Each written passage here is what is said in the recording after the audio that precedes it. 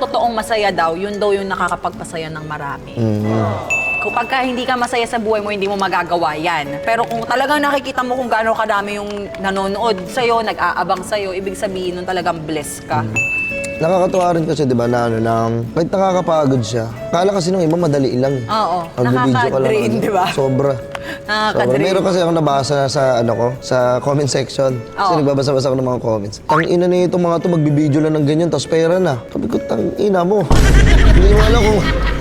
Gusto ko na sabihin na gano'n eh.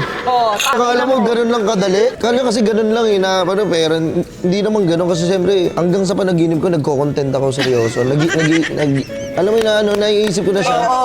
Napapanaginipan ko na siya. Nagkakat ako sa panagip. Kat, hindi ko gusto yan. Nagaganon ako eh.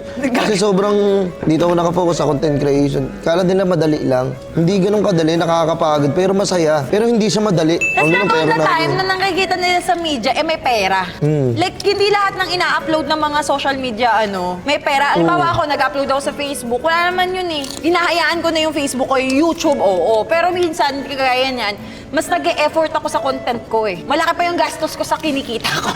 Sa totoo lang. Pero kasi masaya akong ginagawa and para lang ma-maintain ko kung ano yung kaya ko i-provide din dun sa mga nagtiwala at nagbago ng buhay ko. Kino-consider ko lahat ng mga yan, kahit isang likes basher man yan or anything, isa rin sila talaga sa naging reason kung bakit ka Kaya mo na sila magalit. Iba rin talaga yung passion eh, no? True. Diba? Alam mo yung ginagawa mo to para sa passion. Kasi yung mga pera na yan, bonus na lang. Pera, fame, bonus na lang siya. Pero pag ginagawa mo ng masaya ka habang ginagawa mo, ikaw talaga yun. Hindi mo siya mamamalayan. Yun ang hindi nila